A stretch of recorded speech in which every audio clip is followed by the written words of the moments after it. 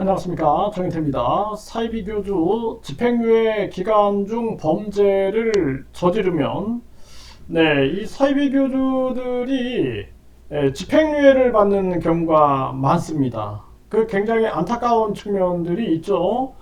그런데 이 집행유예 기간, 예를 들어서 징역 2년, 집행유예 3년을 받았다. 그러면은 이 3년 기간 중에 범죄를 저지르면 어떻게 될까요? 이 부분에 대해서 말씀을 드리겠습니다. 이 대한민국 형법 63조를 보게 되면은 집행유예 선고를 받은 자가 유예 기간 중 고의로 범한 죄로 금고 이상의 실형을 선고받아 그 판결이 확정된 때에는 집행유예 선고는 효력을 잃는다. 이렇게 나오고 있습니다. 그러니까 예를 들어서 징역 2년, 집행유예 3년을 받았는데 이 집행유예 3년 기간에 동일한 범죄가 아니고 그냥 금고 이상의 실형을 선고받았다.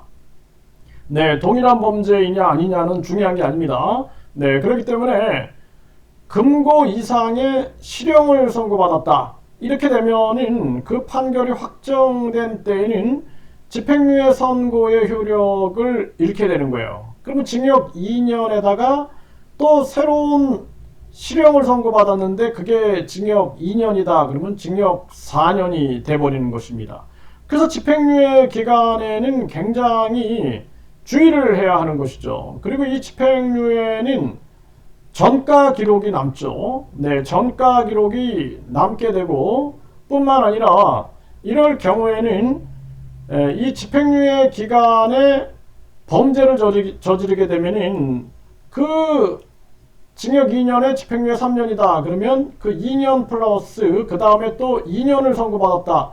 그러면 4년이 선고가 돼서 4년의 처벌을 받게 되는 것이죠. 이런 정황이 만들어진다라는 것입니다. 그래서 이 사이비 교주들이 집행유예를 받았다고 해하여 좋아할 일이 아니죠. 계속해서 종교 장사를 한다. 그 종교 장사를 할 때 가스라이팅, 나는 신이다 라고 외치고 나는 우주만물 창조신이다, 재림예수다 라고 외쳤는데 그것이 가스라이팅화 돼가지고 세뇌화 되는 거죠. 결국에는 신도들이 여기에 속아서 아주 고액의 헌금을 한다든지 또는 종교 장사에 휘말린다든지 이렇게 되면은 처벌받을 수 있는 소지가 굉장히 높아지는 것이죠. 그래서 이 사이비 교주들이 집행유예 기간에는 아주 주의를 해야 하는데 주의를 안 하는 경우가 되게 많죠. 이미 이 사이비 교주들이 양심이 발달이 안 된 경우가 되게 많습니다. 그러니까 양심이 발달이 안 됐으니 거짓말을 계속하게 되는 거죠. 그래서 본인을 신격화시키고 그리고 본인은 신이다 라고 하면서 뒤에서는 각종 종교 범죄를 저지를 수가 있게 되는 것이죠.